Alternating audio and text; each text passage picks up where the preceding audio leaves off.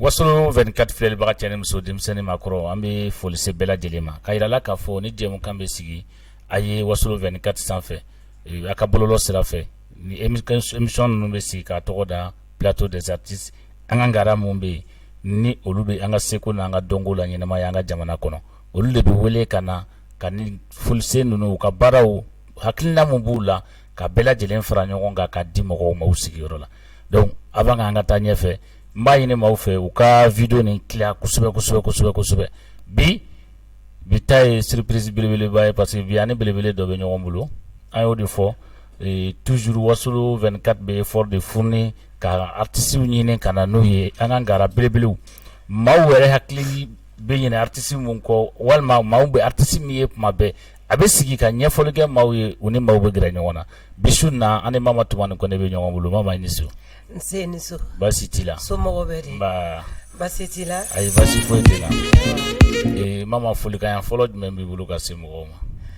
Ok foli min bɛ ne bolo. An bɛ an filɛbagaw fo. Bɛɛ lajɛlen y'a mɛn. Wasolo 24 sanfɛ. Ni ka mɛn artiste animateur filɛbagaw de don. Ani minnu b'i lamɛn. O ye tiɲɛ ye. An bɛ foli kɛ an lamɛnbagaw ye. U y'a mɛn. Minnu bɛ Mali kɔnɔ Mali kɔ kan. Donc an bɛ foli kɛ bɛɛ ye. Bɛɛ lajɛlen y'i ka foli laminɛ Mama Tumani Kone bi an ye wele ka na wasolo 24 sanfɛ baasi tɛ n'i kɛra diɲɛ baara o baara kɛbaa ye f'i ka ɲɛfɔli caya maaw ye maaw k'a faamuya n'i y'a mɛn artiste cikan dɔ de b'a bolo a b'a lase dɔnkili kɔnɔla la mais cikan bɛ se dɔnkili kɔnɔ waati dɔw la mais waati dɔw la artiste yɛrɛ kan ka lasigi fɛnɛ ka kuma d'a ma hakilina dɔ bɛ k'a la a t'a bɛɛ da dɔnkili la n'i ye kuma d'a ma a bɛ ɲɛfɔli kɛ yanni k'an don kuma kɔnɔla la bɛɛ b'a dɔn déjà Mama Tumani Kone n'i y'a fɔ maa dogolen tɛ parce que sanga mun na Mama yɛrɛ a ye fɛn caman kɛ tɔgɔ min bɛ yen n'o dan b'a kan n'o y'a fa tɔgɔ ye Tumani bɛɛ bɛ Tumani Kone dɔn wasolo n'i ye donsokɔni fɔ i bɛ Tumani Kone ye i ye wasolo dɔnkili kɔnɔ kan yɛrɛ k'a fɔ i bɛ Tumani Kone ye donc Tumani Kone o den Mama Tumani Kone je pense que ɲininkaliba t'o la tugun bɛɛ b'a dɔn o ye wasolonka de mais an bɛ se k'a dɔn wasolon dugu jumɛn don. Ok Musa diyara ne ye yanni k'an yɛrɛ fɔ fɔlɔ n bɛ foli di e yɛrɛ ma. A diyara n ye. Ka hakɛto ɲini kɛ n kanubagaw fɛ Mali kɔnɔ Mali kɔ kan parce que bi ma ye bila n nɔfɛ plateau nin na mɛnna mana plateau nin sanfɛ n bɛ o hakɛto ɲini kɛ an kanubagaw fɛ bɛɛ lajɛlen y'a mɛn surtout wasolon hakɛto diyara ye donc ne ye Mama Tumani Kone ye ka bɔ wasolon Cɛbilenna parce que wasolon dugu ka ca Musa bɛɛ n'i bɔ duguware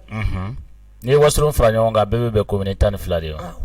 donc ne bɛ bɔ Cɛbilenna n'o ma fili a kan ka sɔrɔ Yanfoyila fɛ a bɛ Yanfoyila fɛ d'accord Mama Tumani Kone o diyara an ye kosɛbɛ an bɛ Cɛbilenna ka bɛɛ lajɛlen fo ka tila ka wasolonka bɛɛ fo ka tila ka maliyɛn bɛɛ fo k'an filɛliba bɛɛ lajɛlen fo bi Mama n'i y'a ye an ye wele s'i ma baasi tɛ an b'a fɛ k'a dɔn Mama Tumani Kone album joli yɛrɛ b'a bolo an bɛ don min na ko bi. Bon album bɛ ne bolo ka daminɛ 2002 fo 2022 album bɛ ne bolo album 5 i bɛ se ka hakili lajigin i ka premier album na. Bon an ka premier album komi n'an ye cassette bɔ morceau 2 de bɛ ta dɔw bɛ dɔ dɔn dɔw tɛ dɔ dɔn a premier dɔnkili fɔlɔfɔlɔ o ye hommage à Tumani Kone jaja Tumani Kone bana Mama wolofa ɲuman bana y'a ye o ye fɔlɔ ye ka taa sibila ye ka taa se an fa ma n'o ye Tumani Kone ye Tumani ye bɛɛ hɛrɛ la bi Ala ni fa barika Ala ni Tumani barika an bɛ dugawu kɛ badabada dali Ala k'a nɔgɔya ye. Dɔnkili filanan o bɛ denmisɛnninw kan o bɛ bɔ album kelen na denmisɛnninw na tolon ka mɔra a ye n dɛmɛ ni tɛgɛrɛ ye tolon kan bon dɔw fana b'o dɔn dɔw tɛ se kɛɲɛ nin dɔn dɔw bɛ denmisɛnninw ka tolon dɔn.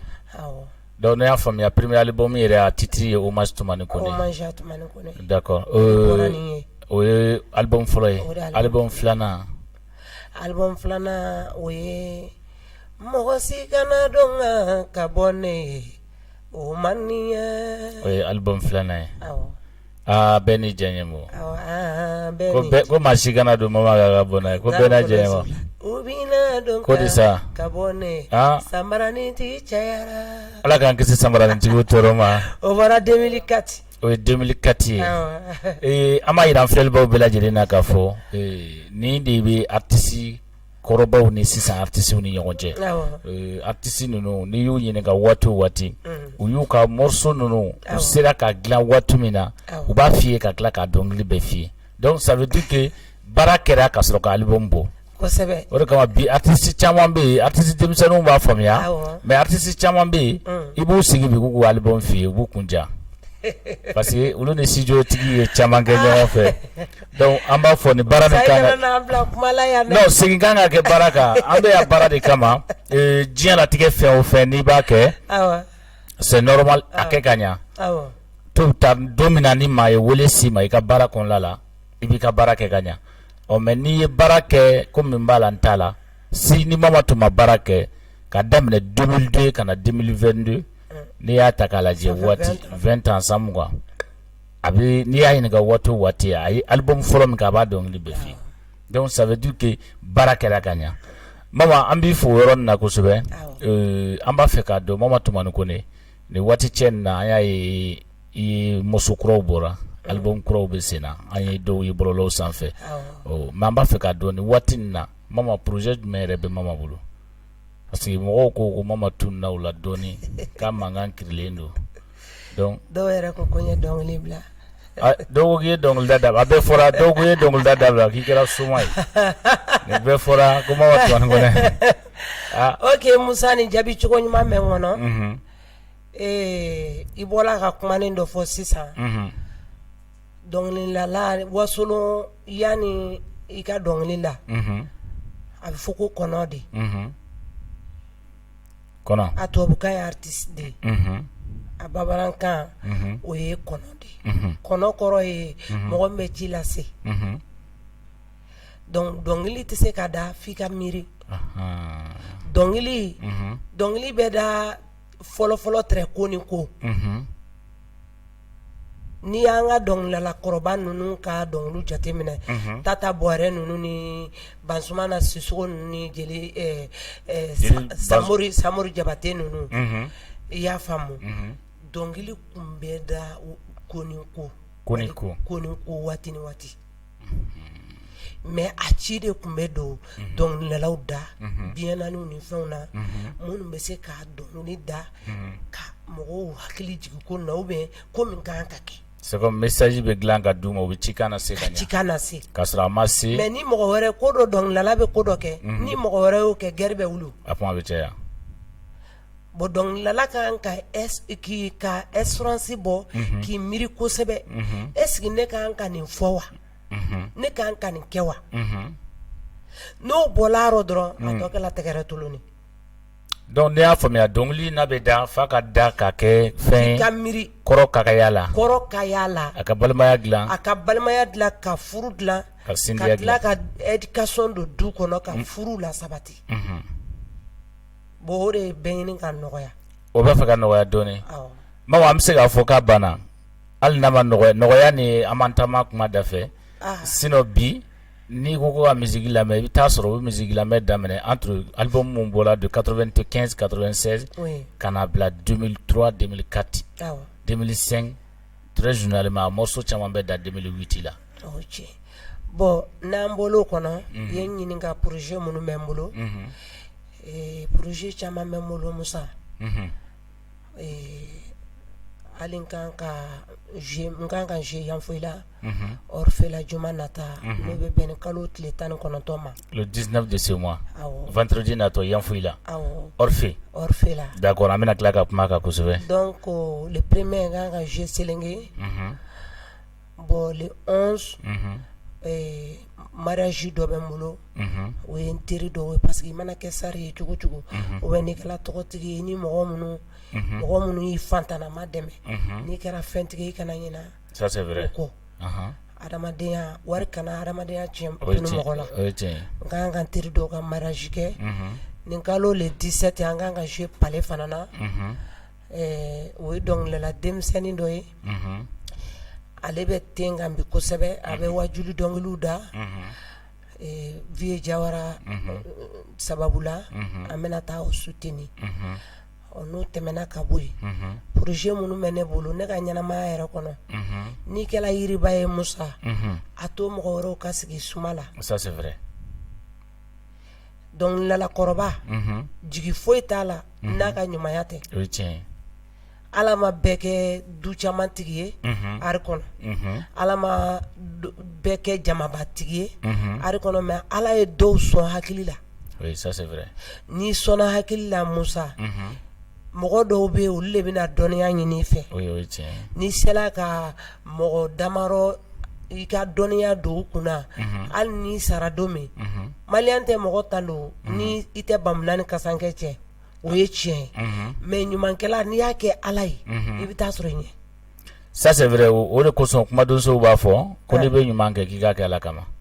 sinon n'i y'a kɛ maaw kama bi ma tɛ ɲuman dɔn bon ne ka miirina ye mun ye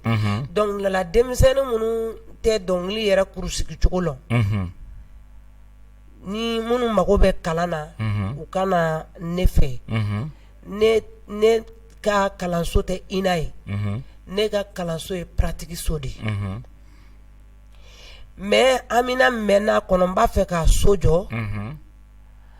don n'a nataw la n m'o se de sɔrɔ fɔlɔ n kɔni n ye mun se sɔrɔ o ye ni mun mago bɛ ka na waati kɛ kalan na n bolo o ka se k'a yɛrɛ dɔ k'a yɛrɛ ye o se sɔrɔla n bolo mais n'i ye se sɔrɔ k'a so jɔ u ye k'a kɛ centre Tumani Kone ye dɔn ka k'a kɔnɔ dɔnkili ka d'a kɔnɔ jeme ka fɔ a kɔnɔ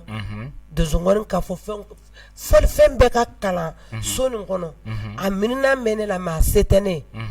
mais ni Ala sela ka mɔgɔ ɲumanw kɛ k'an dɛmɛ n ka se ka miirina nin ka se k'a la bato a ka sabati Musa o bɛ diya n ye o de ye ne ka projet ye d'accord an filɛlibaw bɛɛ lajɛlen Mama Tumani Kone ka projet a mago bɛ centre culturel de la k'a tɔgɔ da centre culturel Tumani Kone a centre tɔgɔ bɛ da o la mun de bɛ kɛ centre nin kɔnɔ o ye dɔn ka tila ka dɔnkili dacogo ɲuman yira denmisɛnninw na ka o kalan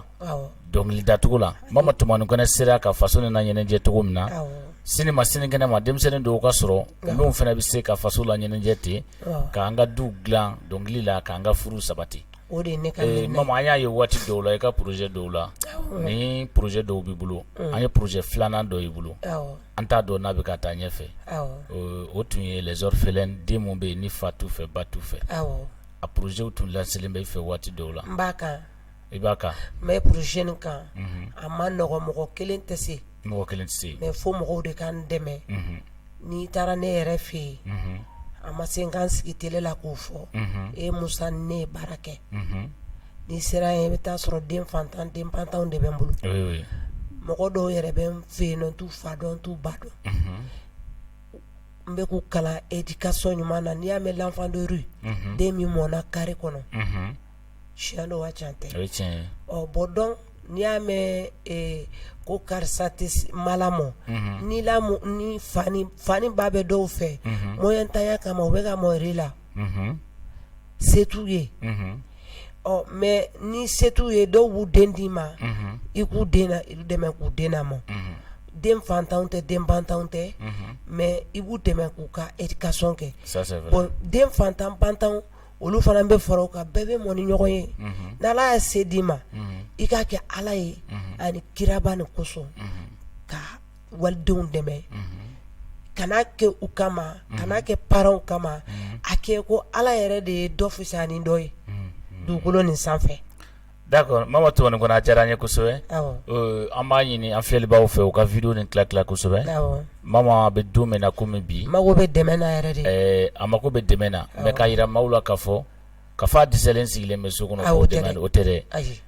n'a danna Mama yɛrɛ kelen ma a bɛ s'a yɛrɛ kɔrɔ Mama b'a fɛ de ka maa wɛrɛ ta ka fara a yɛrɛ kan ka fɛn dɔ kɛ a ka baara kɔnɔla la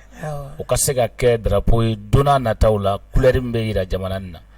amago bo projet de la parce que n'i y'a mɛn jamana ko maaw ka dɛmɛ ka denmisɛnninw don denmisɛnninw mana lamɔ ka ɲɛ jamana bɛ taa ɲɛfɛ o ye tiɲɛ ye ko jamana ka sini ɲɛsigi ye denmisɛnnin o denmisɛnninw de ye Mama Tumani Kone an ɲɛ b'a la bɔlɔlɔw sanfɛ vendredi ko concert bɛ yan foyi la Orphe la a ko ye o cogo jumɛn na bon komi n famana faso ma i b'a dɔn ne ka kokuru bɛɛ bɛ jamana kɔfɛ Musa mɔgɔ i famalen ma n ka fɛn caman bɛ jamana kɔfɛ n'i t'a k'i faso la mɔgɔw t'i ye ka événement kɛ ça c'est vrai dɔw b'a fɔ yɛrɛ est-ce que donc karisa ma dɔnkili labila karisa tununa dɛ dɔw yɛrɛ b'a fɔ est-ce que a balolen don baarakɛla k'i bɛ baara fɛ Musa i bɛ taa sɔrɔ réseaux sociaux ninnu man di ye a ma nɔgɔ a kuma ka ca dɔɔni an ka temps waati téléphone ko kun ka gɛlɛn kuma tɛ k'a sigi kuma bɛɛ k'i bɛ ligne directe kɛ i bɛ fɛn a ka d'an ye dɛ mais an ma habitué a la a kɛlen ba nɔgɔ dɔɔni parce que o ye degunna de ye degunna de don n'i ma deli a la artiste bɛɛ n'a ka baara kalancogo a ma nɔgɔ dɔɔni ni kuma nin ka bila mun na o bɛ hakɛ to donc Mama delilen bɛ bɔgɔ nɔɔni de la voilà ka baara yɛrɛ de kɛ donc n'i bɛ baara la kuma bɛɛ ani bɔ télé la tɛ bɛn a ma nɔgɔ dɔɔni n'i bɛ baara la kuma bɛɛ ani radio so la taga tɛ bɛn a kuma ka ca i bɛ mun ka f'i k'i ɲɛsin o ma o ka ban o mana ban sisan i y'a sɔrɔ i ni tɛgɛ ko rɔ voilà donc i b'o bila yen sisan ka sɔrɔ ka ko wɛrɛ ɲɛɲini sinon yɔrɔ nin aw ka yɔrɔ nin dayɛlɛnna a mɛnna dɔɔni dɛ a dayɛlɛla a mɛnna dɔɔni ne tun kan ka k'a mɔgɔ fɔlɔ ye Mama tun kan ka y'a mɔgɔ fɔlɔ la mais a y'a sɔrɔ i bɛ voyage la o ya wala hali mardi tɛmɛna an tun kan ka émission kɛ o ye ne sɔrɔ Lajinɛ o ji Mama minɛ sira la voilà d'accord Mama Tumani Kone vendredi concert ticket b'a la wa bon ticket t'a la nin ye jatigi sumu ye jatigi sumu de don Yayoro Kante an ye jatigiw de invité bɛɛ ka na ka na Mama lajɛ kunu Mama don wa bi Mama don wa bɛɛ bɛ n'o filɛ donc n'an ban'o la baro malien an bara ko manaja a yɛrɛ kɛlɛ la bari donc o kɔrɔ ye la rentrée est gratuite oui dayɛlɛlen don bɛɛ lajɛlen ye voilà mais ni nana i ɲa Mama ɲa ko dɔ yɔrɔ dɛ bon an bɛ dugawu de kɛ sa Ala k'u ɲuman si ma ye bɛɛ lajɛlen welelen don yan foyi la Orphe la vendredi parce que ne taalen cachet la n'i taara cachet la i ka décision tɛ yen donc organisateurs de b'u ka décision bɔ donc mais ticket kɔni tɛ da la ticket t'a la mais o ye Mama ka sara d'a ma Mama ka sara b'a bolo donc n'i donna kɔnɔla la ye ni sariya mun fɔla i taara Mama kanu de kama i bɛ sɔn o bɛɛ ma i bɛ kanu ko de don n'i sɔgɔ t'a la quoi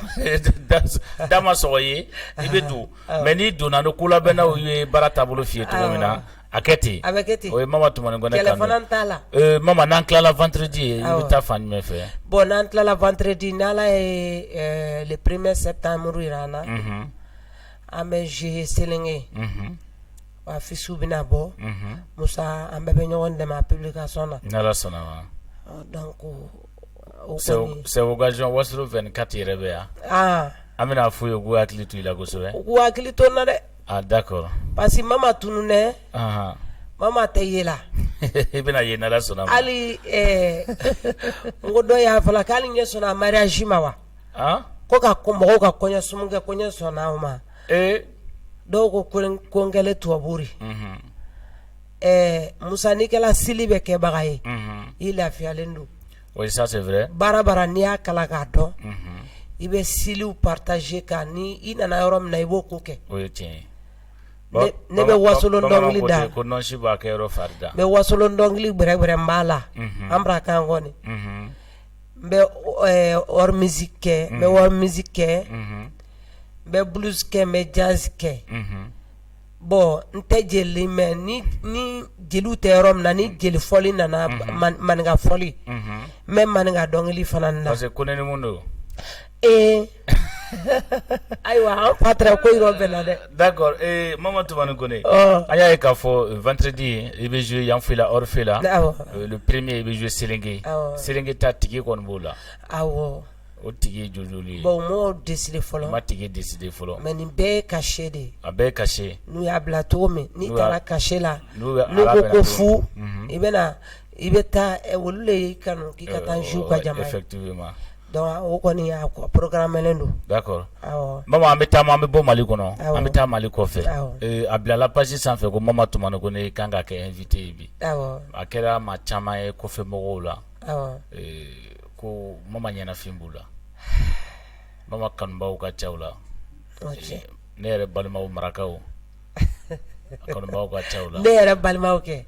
Musa ne yɛrɛ de marakaya de o. E yɛrɛ kɛra maraka ya. N kɛ sɔnni kɛ mu dɛ. Baara ɲɛna sisan an ye ɲɔgɔn ye. Hone. Bon sisan folikan jumɛn ni ladilikan jumɛn b'i bolo ka se Tunkarankew? N ka foli bɛ Tunkarankew ye kosɛbɛ. Musa Tunkarankew sɛgɛnnen don. Mais tunkan tɛ danbe don a bɛ den ɲɛnama de don. O ye tiɲɛ ye. Musa mɔgɔ caman b'i disi gosi yan. N'o ka wɔ Faransi. Ou bien n'o ka taa Espagne. Ou bien Amérique ou bien Allemagne.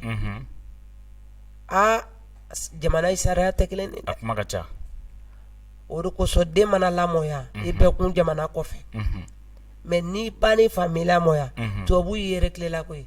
K'i bɛ ma ye. Hali ni président bɔra yan nɔ i bɛ métro ta. O ye tiɲɛ ye. I bɛ métro ta. An ka multimilliardaire mana bɔ yan nɔ.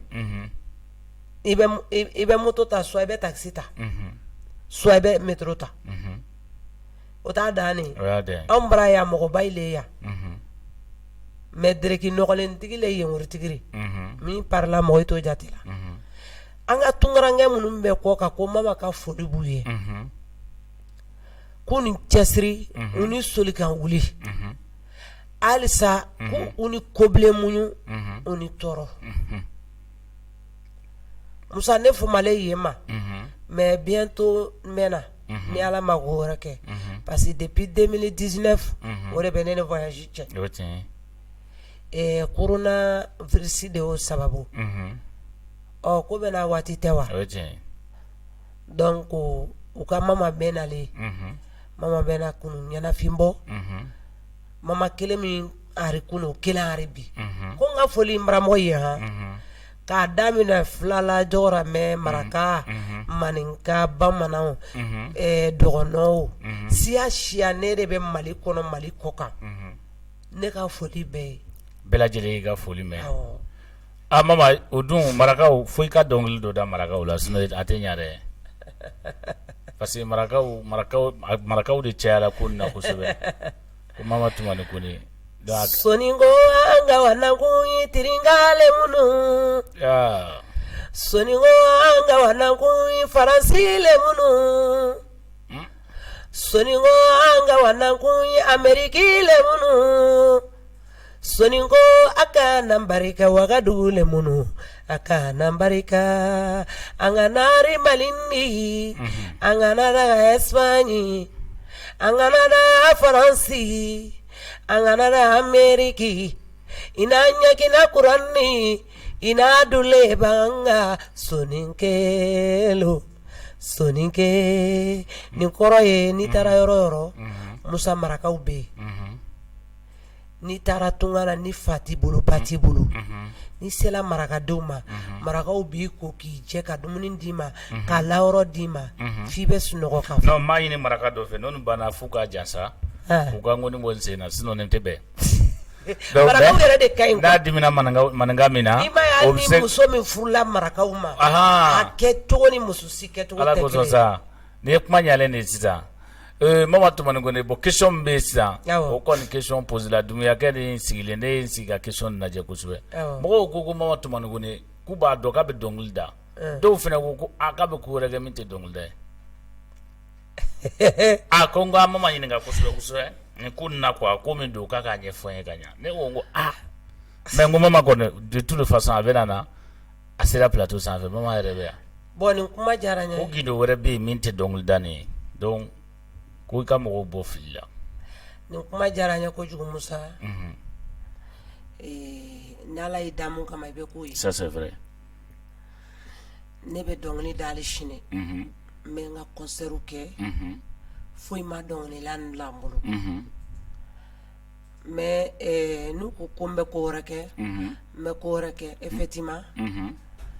Mais ni mun ka sababu bɛ n bolo Musa dɔ bɛ bana sisan I bɛ fura fitinin d'a ma n'o kɛl'o ka fura ye o bɛ se k'a fɔ k'e tɛ fɛn dɔn wa o tɛ se k'o fɔ c'est impossible parce que fura y'ale kɛnɛya o I ye ko dɔ ye dɔ kun kan sisan e b'a dɔn a kan ka accident de kɛ ou bien a kan ka gɛrɛgɛrɛ dɔ de sɔrɔ I y'a fɔ a ye karisa nin saraka bɔ nin ko kun b'i kan a y'o saraka bɔ o ko nana o tigi bɔl'o rɔ o bɛ se k'a fɔ e tɛ se fɛn na wa o tɛ se k'o fɔ ne fa Ala y'a kɛ ne fa tagara tuma min kun ye seko ni dɔnkotigi de a kun bɛ juru fɔ cɛw de bɛɛ b'a dɔn ko cɛya lankolon tɛ muso mana kɛ dɔnnikɛla ye cogo o cogo i tɛ se ka kɛ komi cɛ mais I bɛ se ka mɔgɔ minnu ka sababu bolo I bɛ se k'olu mago ɲa ne fa taara ka fɛn minnu to wari t'a sɔrɔ sanu t'a sɔrɔ n'i ye anw ka du halala ye n'i si sela yɔrɔ dɔ la Ala b'a dɔnniyaw d'i ma Musa I ma se cɛ fɛ I ma se muso fɛ minnu bɛ ko kalama u b'a fɔ ko mama n'a ka kan minnu tɛ ko kalama olu yɛrɛ ko ko n tɛ foyi la ni soma mori baara jugu ni soma baaraw tɛ bɛɛ n'i da kan don ça c'est vrai an kuntigi kisi nɛma ba ye bɛɛ ma k'a fɛ mais a nana dugukolo sanfɛ kafiriw y'a juguya silamɛw y'a juguya minnu dɛsɛra a la u ko soma de don minnu yɛrɛ sera a la u ko k'a tɛ fɛn dɔn Musa ni mɔgɔ ye Esa ye Musa la sa n'a ma se la a b'a fɔ k'e ye soma de ye mɔgɔ b'a f'i ye ma ten k'e soma ye n'a ma ko dɔ k'e la wa a t'o fɔ ten o mankutu de bɛ ne kan dɔw yɛrɛ hali ne tɔgɔ mana fɔ dɔw da fa ba a kana mama tɔgɔ fɔ n da fɛ dɛ o soma jugu de ah bon Musa anw ka juruya la an tɛ juguman kɛ mɔgɔ la n'i ye dabari jugu kɛ mɔgɔ la an bɛnbakɛw de y'o dundu dun ni ne ye juguman ta ka kɛ Musa la o tɛ se ma o bɛ segin ne yɛrɛ ma est-ce que o tɛ juguman kɛ dabila mɔgɔ bolo wa I b'a dabila a fɔra I ye I fa bolo quoi an ka siya tɛ juguya kɛ a tɛ mɔgɔ dabari a tɛ mɔgɔ bon mais ni mɔgɔ kɔni y'i bon n'o ta segin n'a yɛrɛ ma o t'i nɔri dɛ d'accord ko k'a fɔ an filɛlibaw bɛɛ lajɛlen Mama Tumani Kɔnɛ dɔnkilida kɔfɛ fɛn minnu bɛ ne bolo fɛn min b'a bolo o ye n fa ka dagaw ye ani minnu ka furukow ka gɛlɛn ani contre-coup ko ka ca awɔ ni mi blende bi Mali sera yɔrɔ min na bi n b'a f'i ɲɛna a man nɔgɔ dɛ contre-coup bɛ yen fɛnɛ mun mana na k'a bɛ juguman dilan o ta bɛ segin a yɛrɛ ma d'accord an b'a essayer sisan ka taa yiriw kɔni ne bɛ baara kɛ ni yiri de ye boli tɛ n bolo kɔrɔtɛ tɛ n bolo mais n fa kɔni ye yiri minnu kalifa n na mama n'i ye nin bɔ nin bana la nin bɛ nin bana furakɛ n'i ye nin bɔ nin na nin bɛ nin bana furakɛ kirisi kelen Musa a bɛ se ka bana 100 ni bana 10 furakɛ ça c'est vrai donc ne y'o kɛ dɔ ka funu na n'a ye funu jigin a bɛ fɔ k'i bɛ se ko la o bɛ fɔ ni mun sera ma ni mun ka sababu bɛ n bolo ni n bɛ se ka mun ta ɲɛnabɔ n b'o ɲɛnabɔ ni ma se ka mun ta ɲɛnabɔ c'est que o ka sababu de tɛ n bolo Mama Tumani Kɔnɛ a diyara an ye kosɛbɛ an y'a faamuya an bɛ taa question laban na question du jour la wasolonkaw ko k'u ka ɲininkali k'i la kosɛbɛ k'an bɛ don min na komi bi kunun wasolon foli ani bi wasolon foli ko danfara camanba donna u ni ɲɔgɔn cɛ bon k'a dun artiste kɔrɔba mun bɛ yen n'olu kan ka fɔ mura bɛ na an mɔna u senkɔrɔ de donc k'a kan ka dɔɔni ɲɛdɔn a la mun de kama k'a bɛ ka kɛ bon Musa ni kuma diyara n ye n bɛ n kɔrɔ i fo nin na kosɛbɛ Musa kunun ko ni bi ko yɔrɔ ka jan ɲɔgɔn na i bɛ jate bɔ kunun sangaw ni bi sangaw tɛ kelen ye kunun sanga i b'i sigi i la sanga la fo k'o sa i ka dawula i la i ka tɔgɔ i la i ka jamu i la kunun ko ni bi ko tɛ se ka kɛ kelen ye fɔli yɛrɛ daminɛna Samakɔrɔ fɔli le ma Musa k'a bɔ o la a bɛ fɔ soforokun de la a tɛ fɔ so kɔnɔ n kɔrɔ ye yan parce que ni mɔgɔkɔrɔba in ma baro e tɛna se ka a bɛɛ lɔn ne t'a bɛɛ lɔn dɛ Samakɔrɔ fɔli Samakɔrɔ yɛrɛ kɔrɔ ko sigiɲɔgɔn tɔɔrɔ cɛkɔrɔba in ni musokɔrɔba in ni n'ala karante ko fɔli tɛ kɛ so kɔnɔ fɔli bɛ taa kɛ fugaw de la a bɛ fɔ ko kameruni la fɔli tɔgɔ yɛlɛma Samakɔrɔ yɛlɛmalen de filɛ k'a kɛ ko kamerungɔni kamerun ni sungurun ka fɔli awɔ parce que kamere ni sunguru yɛrɛ dama bɛ ɲɔgɔn sɔrɔ kungo kɔnɔ an b'an na dɔn kɛ an tɛ mɔgɔ tɔrɔ mais mun tun bɛ kɛ so kɔnɔ dun ka kɛ tellement ko karisa na ne tɔrɔ bi a kɛla Samakɔrɔ de Samakɔrɔ la cogo le filɛ ngɔni na k'a fɔ ko Samakɔrɔ k'a b'o la ka na kɛ kamerungɔni ye sisan sa ka juru 6 kun don ka na kɛ juru 8 ye fo ka na kɛ juru 10 ye fɔcogo bɛ kɛ kelen ni wa juru 6 hali sisan ni ye juru 6 fɔ a fɔcogo la a fɔcogo ni juru 8 ta tɛ kelen juru 8 bɛ accord min sɔrɔ juru 6 t'o sɔrɔ bon juru 10 bɛ accord min sɔrɔ juru 8 t'o sɔrɔ o fɔlisenw bɛ se ka kɛ kelen wa mais n'i y'a jateminɛ sa wasolon dɔnkili an bɛ se ka rythme kelen sa bɛɛ bɛ se k'i ta dɔnkili d'a kan a bɛ taa fɔ rythme kelen dɔnkili 10 de bɛ d'a kan dɔ t'i plaint dɔ da la ne la dɔnkili ni bon o de ka ca siya wɛrɛ kunda ka tɛmɛ anw ka fɛn kan an t'an plaint la dɔnkili kɔrɔ parce que ne fa n'a la k'a bila e nana a yɛlɛma k'a k'i ta dɛ e fana ni fa n'a la k'a bila ne fana nana yɛlɛma k'a kɛ n ta dɛ o kɛlɛ bɔlen min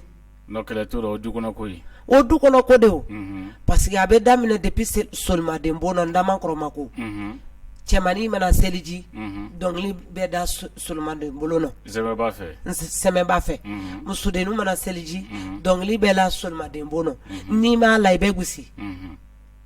ne bolo yɔrɔ sisan e bɛ na kɔnɔgɛn de la o dɔnkili lacogo ni sisan an bɛ ka diɲɛ tagabolo dɔnkili kelen tɛ dɛ a ye man di kosɛbɛ bon o lɔnniya tɛ denmisɛnninw de la o de nana ni changement ye o solution ye jumɛn ye sa o solution ye mun ye sisan n'i ko denmisɛnw ka gɛrɛ mɔgɔkɔrɔ i la a b'a fɔ ko ko karisa sanga bile ou bien o b'a fɛ k'a yɛrɛ lawuli dɔrɔn o tɛ foronto kɔrɔ mana kɔrɔ cogo o cogo dusu t'a kɔnɔ denmisɛn ye gɛrɛ mɔgɔkɔrɔba i la ni sisan tɛ Umu Sangare a tolo bɛ ne kan ne bɛ dɔnkili de composer waati min na Umu bɛ Mafa ka hôtel la o don bi tɛ kelen dɛ ne bɛ album complet kɛ n bɛ taa yira Umu na n ko bɔ sari nin na mɛn yɔrɔ min kan ka fara a kan i y'o fɔ ɲɛna yɔrɔ min kan ka bɔ a la i b'a fɔ ɲɛna ne degela k'o kɛ kelen tɛ fila tɛ ne n'o kɛ ni Umu Sangare la mais n bɛ Umu wele 1h du matin 2h du matin a kan ka sɔrɔ yɔrɔ min ka taa sɔrɔ yen ni n bɛ na waati dɔ la Umu bɛ transport ja n b'a fɔ n ko ayi Umu ne nalen ka dugawu de ɲini ne mana wari kɔrɔ dɛ mais dɔ in n'o kɛ yadari bi ko n yadalen Umu ma o tɛ ni mɔgɔ i ɲɛ n'a ye dugawu k'i ye wallahi bilahi ala a ka fisa ni wari de wari kolen na ko tiɲɛ ni tuguna mɔgɔ kɔni nata la n'a ma fɛn ni malo min i b'a buruja nin yɔrɔnin bɛ n da sonya k'a fɔ mɔgɔ tɛ i mana kɛ sari ye cogo cogo mɔgɔ min ka lɔnniya b'i ta ɲɛ gbɛrɛ a la ne ka dɔnkili dɔ bɛ yen ne b'a la mama bɛ wulu mɔgɔ fɛ ni fali mɔgɔ ye dunuya wulu mɔgɔ b'a ta kɛ o b'a ta fada la fali mɔgɔ b'a ta kɛ o ta y'a kɔnɔrɔ nin yɔrɔ ni Umu Sangare de ye nin yɔrɔ bila ne la dɔnkili la mais e tun t'o kalama ni bi tɛ n wale fali ni nkuruni mɔgɔ yira a la a ko mama n'i sera ka yan don a rɔ o bɛ ɲa kana da fali mɔgɔ dɔrɔn ma i b'a fɔ mama bɛ wulu mɔgɔ fɛ ka tɛmɛ fali mɔgɔ kan parce que wulu bɛna a ko ye yɔrɔ min na a bɛ wowole ça c'est vrai mais fali b'a ci ni ala cɛ a t'a kɔnɔ e t'a kɔnɔrɔ ko la mais Umu Sangare de o fara ne la dɔnkili kan o doni bi ka jan ne kun bɛ taa Umu kɔ hôtel la yan'a ka yɛlɛma Musabugu n tun tɛ semaine kɛ ni ma taa Umu fɛ ka taa dɔnniya dɔ ɲini a fɛ n mako bɛ mun na n b'o de ɲini an ni mago bɛ fɛn wɛrɛ la bi frontière tɛ umu ni mɔgɔ cɛ a diyara an ye kosɛbɛ an bɛ dugawu kɛ Umu Sangare Ala k'a mɛn an kɔrɔ amina an y'a bila plateau ni sanfɛ o don na a bɔnɛna fa la ka bɔnɛ ba la a waati bɛɛ surunyara ɲɔgɔn Ala ka hinɛ ala an bɛ dugawu kɛ Ala ka masa ninnu bɛɛ lajɛlen dayɔrɔ Ala k'a nɛɛma badabada dali Ala k'a nɔgɔya Mama Tumani Kɔnɛ folikan laban jumɛn b'i bolo ka ɲɛsin maaw ma parce que waati technicien bɛ ka to ka ɲɛ kɔrɔ ok folikan laban min bɛ n bolo Ala ka jamana suma amina yarabi Ala kana jamana ni juguntanya Ala kana jugu se jamana na amina yarabi an ka jamana kuntigi n'o ye Asimu Goyita ye Ala k'a mɛn an kɔrɔ amin Musa n'i y'a mɛn ko cɛya kantigiya le don o ye tiɲɛ ye mɔgɔ sugu sugu n'i tora ka kan fila fɔ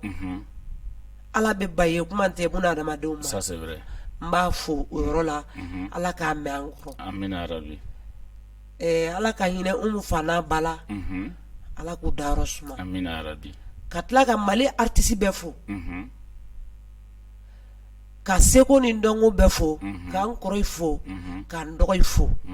k'a fɔ a ye ɲɛna k'an ka bɛn kɛ saraka rɛ Musa mɔgɔ mana sa i tɛ foyi re ça c'est vrai an b'an disi gosi Kɛrisa dawulatigi sangatigi don fɛn Kɛrisa kun fantan sale fɛn bɛɛ kelen nafolotigi sale fɛn bɛɛ kelen a bɛɛ ye kelen an bɛɛ le ye kelen ye an ka bɛn an ka kuru bɔ mɔgɔ ni ɲɔgɔn cɛ an ka ɲɔgɔn sira tɔgɔma ni mun ye mun kɛ n'a ma bɛn u k'o wele k'a fa ye i na nin kɛ nin ma bɛn o ka k'o banɛ de sinon Mali kɔni bi tiɲɛ yɛrɛ yɛrɛ la artiste an tɔɔrɔlen don dɛ a k'u cɛra dɔɔni an tɔɔrɔlen don mankan bɛ réseaux sociaux k'an yɛrɛ dama ni ɲɔgɔn cɛ Musa ne yɛrɛ kun ma sulila yɛrɛ an bɛ dugawu kɛ parce que diɲɛlatigɛ fɛn o fɛn ni ko kura don a n'a kɔlɔlɔ bɛ na ɲɔgɔn fɛ o cɛ réseaux sociaux nana nafa b'a la a nana fɛnɛ kɔlɔlɔ b'a la o cɛ kɔlɔlɔma yɔrɔ nin an bɛ dugawu kɛ Ala ka hakili ɲuman di Musa n ka foli bɛ e yɛrɛ ye a diyara n ye kosɛbɛ n ka foli bɛ Wasolo 24 mɔgɔw ye u bɛɛ lajɛlen ko Wasolo ka y'i bolo dɔ i la numuden kɔrɔ han ko ne tɛ foyi ni ɲamakala tɛ ok awɔ d'accord awɔ a diyara an ye kosɛbɛ Mama Tumani Kɔnɛ an bɛ foli s'i ma kosɛbɛ k'an to o la k'an ka coordination présenté an ka artiste dɔ an ka rappeur ba dɔ Ala fɛnɛ ye a bɔnɛ a bamuso la bi n'o ye Gaspi ye a bamuso fatula bi an bɛ dugawu kɛ Ala ka hinɛ a ka musokɔrɔba la Ala ka yafa k'a ma ale bɛ kɛ bi émission clôture ye an b'a fɔ an filɛliba bɛɛ lajɛlen a k'an bɛɛ diɲɛ don wɛrɛ amina yarabi amina yarabi amina yarabi an bɛ bɛɛ lajɛlen fo ni Ala ma basi ma wɛrɛ kɛ an bɛ ɲɔgɔn sɔrɔ ni plateau ɲɔgɔnna wɛrɛ la aw ni ne a k'an bɛn